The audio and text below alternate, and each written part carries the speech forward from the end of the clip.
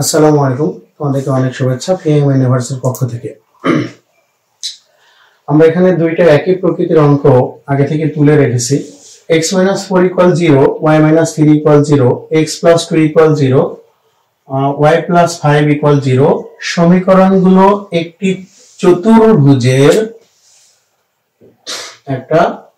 চতুর্ভুজের চারটি বাহু নির্দেশ করলে এর কর্ণের বা কর্ণদ্বয়ের সমীকরণ নির্ণয় করো।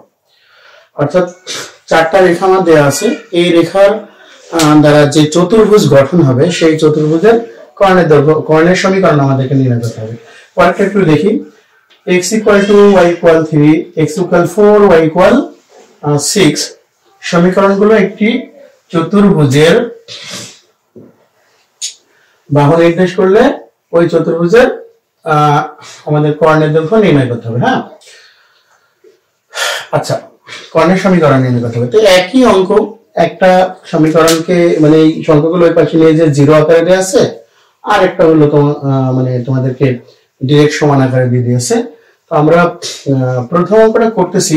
প্রথম অঙ্কটা আমরা অবশ্যই এরকম সমান করে নিব।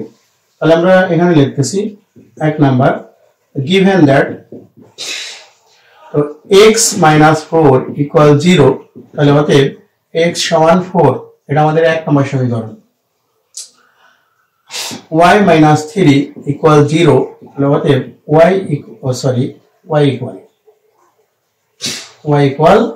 3, এটা 2 নম্বর সমীকরণ। তো তোমরা দেখছো 2 নম্বরে ডাইরেক্ট এইভাবেই দেয়া আছে, তো তোমরা তুলে নিয়ে সমীকরণ দিয়ে দিতে পারতে। x + 2 = 0, তাহলে অতএব x = -2, এটা 3 নাম্বার।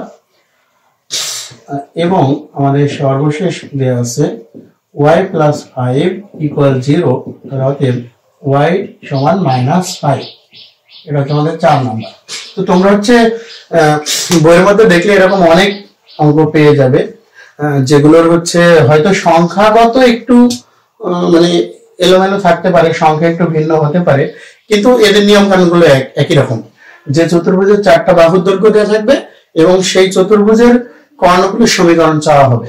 ওকে, আমরা প্রথমেই এই 4টা সমীকরণকে একটা চিত্রের উপরে নিয়ে আসার চেষ্টা করব। আনুমানিক চিত্র। হ্যাঁ, আমরা আগেই বলে দিচ্ছি চিত্রটা আনুমানিক, সো একটু এলোমেলো হতেই পারে, যেহেতু আমরা আনুমানিক আঁকবো। x prime, y prime. আমাদের প্রথম স্ট্রেট লাইন x = 4। আমরা জানি x = সামথিং, আমরা অলরেডি থিওরেম ক্লাসে করে এসেছি। x = সামথিং, এটা হচ্ছে y অক্ষের প্যারালাল স্ট্রেট লাইন, y অক্ষের সমান্তরাল রেখা। যদি x = প্লাস সামথিং হয় তাহলে y অক্ষের ডান পাশ দিয়ে প্যারালাল, আর x = সামথিং হলে y অক্ষের বাম পাশ দিয়ে প্যারালাল। এগুলো তোমরা যদি আমাদের থিওরেম ক্লাস দেখে থাকো অবশ্যই বুঝে যাবে। আমরা মনে করলাম এইটা হলো আমাদের ওই সরলরেখাটা। ওকে, যে এটা 1 নম্বর সরলরেখা, যেটা প্রকাশ করছে x = 4। আমরা এখানে আর x = 4 লিখলাম না, এখানে শুধু ইকুয়েশন নাম্বার দিলাম। x = 4 straight line. আচ্ছা, y = 3। তো আমরা এটাও দেখে এসেছি যে y = সামথিং, এটা x অক্ষের প্যারালাল স্ট্রেট লাইন। যদি y = প্লাস সামথিং হয় x অক্ষের উপর দিয়ে প্যারালাল, y = সামথিং হলে x অক্ষের নিচ দিয়ে প্যারালাল। এগুলো আমরা থিওরেম ক্লাসে বিস্তারিত বলছি, তোমরা একটু দেখে আইবে প্রয়োজন হলে। তাহলে y = 3, তো এটা যদি 4 একক হয় ওর চেয়ে একটু কম হবে। আমরা আনুমানিক আঁকতেছি, আগেই বলেছি একটু ডিফারেন্ট হতে পারে আমাদের, বাট আমরা এটা হচ্ছে আমাদের 2 নম্বর সরলরেখা, যেটা y = 3। তো y = 3 আমি ওখানে লিখব না, আমি শুধু সমীকরণ চিহ্নগুলো দিব। আচ্ছা, আমাদের x = -2, x = -2, এটাও y অক্ষের প্যারালাল স্ট্রেট লাইন, যেটা y অক্ষের বাম পাশ দিয়ে সমান্তরাল। তো এটা যদি 4 হয় এর অর্ধেক মতো একটা মানে বিষয় হতে পারে। আচ্ছা, তোমরা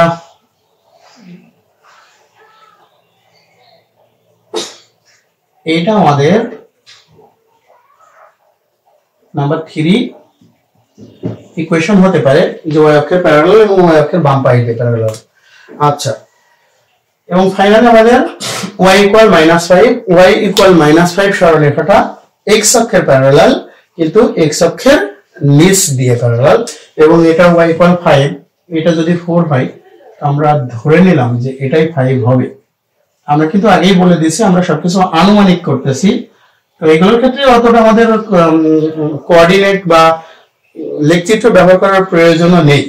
তাহলে নাম্বার 4, এই হচ্ছে আমার চতুর্ভুজটা হয়ে গেছে।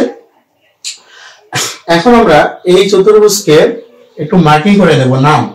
তাহলে আমি ধরে নিলাম এটা এ বিন্দু, এটা বি বিন্দু ধরি, একটা সার্কেলে ধরি বি, এটা সি বিন্দু এবং এটা ডি বিন্দু আমাদের। ওকে, তো এই হলো আমাদের চতুর্ভুজটা। এখন এই চতুর্ভুজের ক্ষেত্রে আমাদের এ বি সি ডি এই বিন্দুগুলোর কোঅর্ডিনেট অর্থাৎ স্থানাঙ্ক জানতে হবে। আর দুইটা বিন্দুর তখন আমরা এসি কর্ণের সমীকরণ বিডি কর্ণের সমীকরণ নির্ণয় করতে পারবো, কারণ স্থানাঙ্ক জানলে দুইটা বিন্দুগামী সরলরেখা সমীকরণ কিভাবে নির্ণয় করতে হয় এটা আমরা অলরেডি শিখে এসেছি। সো আমরা এখানে একটু লিখি যে এ বিন্দুর স্থানাঙ্ক, এ বিন্দুতে কোন কোন সরলরেখা ছেদ করছে, 2 নম্বর সরলরেখা এবং 1 নম্বর সরলরেখা। এই যে এটা কিন্তু 1 নম্বর সরলরেখা এবং 2 নম্বর সরলরেখা এ বিন্দুতে ছেদ করছে। তাহলে আমরা এখানে একটু বর্ণনা এইভাবে লিখব যে 1 ও 2 নম্বর রেখার ছেদ বিন্দু এ দিয়ে আমরা একবার এইভাবে করে দেবো। হ্যাঁ, 1 ও 2 নম্বর রেখার ছেদ বিন্দু হচ্ছে এ। তাহলে 1 আর 2 নম্বরের সমাধান থেকে এটা পাওয়া যাবে। তো আমরা দেখছি 1 নম্বরে x এর মান 4, y এর মান 3, তাহলে ওই বিন্দুটা আমাদের হওয়ার কথা 4,3। সহজ ইকুয়েশন, 1 আর 2 থেকে পেয়েছি তাই 1 আর 2 লিখছি। তো আমাদের অবশ্যই x এর ভ্যালুটা আগে লিখতে হবে, যেহেতু আমরা জানি ভুজ আগে থাকে। তাহলে বি বিন্দুতে ছেদ করছে, আমরা কোন কোন সরলরেখা দেখি। বি বিন্দুতে ছেদ করছে এই যে আমাদের 2 নম্বর সরলরেখাটা সাথে 3 নম্বর সরলরেখাটা। তাহলে আমরা এখানে লিখে দেব 2 ও, এটা 2, হ্যাঁ, 2 ও 3 নম্বর সরলরেখা বা রেখার ছেদ বিন্দু বি। তাহলে 2 আর 3, এই যে 2 আর 3, হ্যাঁ, কিন্তু আমরা -2টাকে প্রথমে লিখব 2, 3, কারণ 2 আর 3 এর ক্ষেত্রে আমাদের x এর মান -2, y এর মান 3 আমরা এখানে লিখেছি।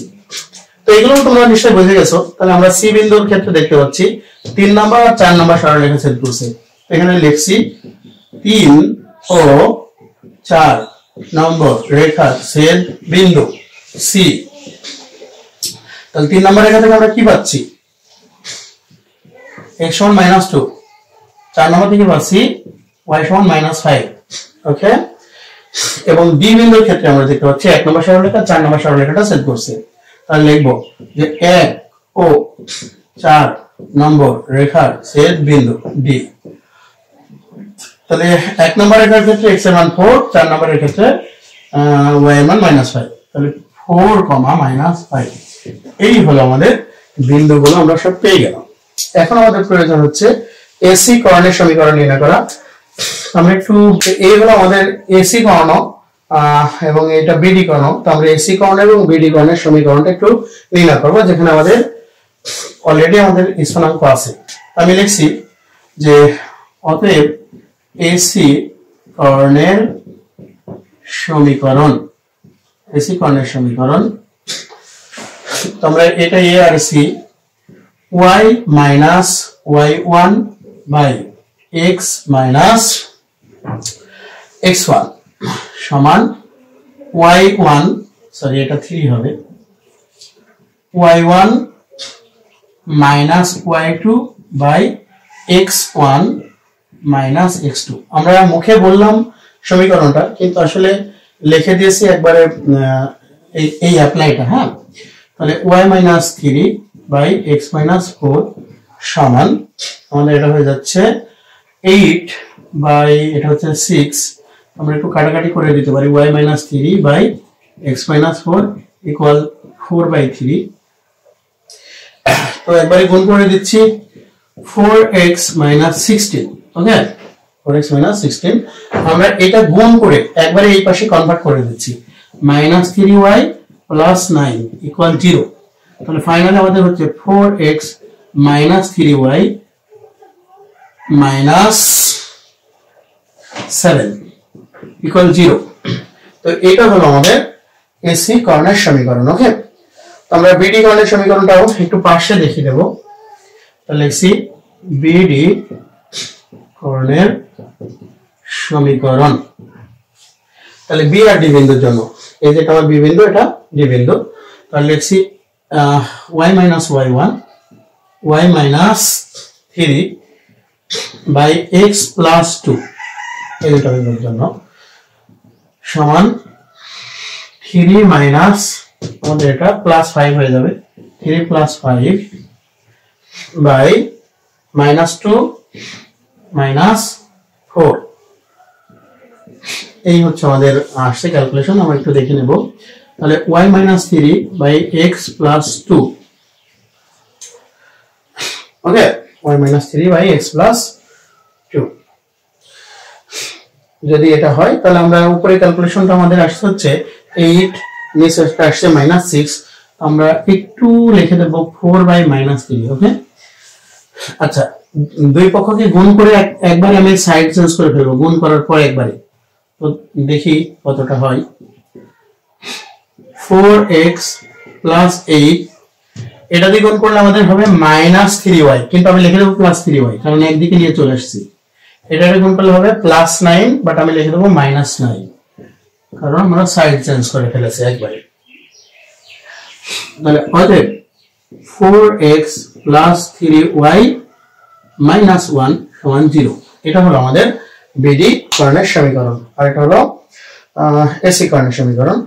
তো এই অঙ্কটা হচ্ছে মানে অনেকটা মানে এখান থেকে একটু ঝামেলার মতো হতে পারে, বাট তোমরা যদি চিত্রটা আঁকো তাহলে তোমাদের সামনে চিত্রটা থাকলে কোনো সমস্যাই নাই, কারণ চিত্র দেখে তোমরা বুঝে ফেলতে পারবে যে কোন বিন্দুর স্থানাঙ্ক কেমন। তারপরে বিন্দুর স্থানাঙ্ক নির্ণয় করার পরে একটা সরলরেখার দুইটা বিন্দুগামী সরলরেখা সমীকরণ। এসি কর্ণের সমীকরণ মানে আসলে এ ও সি বিন্দুগামী সরলরেখা সমীকরণ। বিডি কর্ণের সমীকরণ মানে বি ও ডি বিন্দুগামী সরলরেখা সমীকরণ। এটা তোমরা আগে থেকেই জানো। সো এটা হচ্ছে আমাদের ইকুয়ালিটির অঙ্কগুলো আমরা এভাবেই সমাধান করব।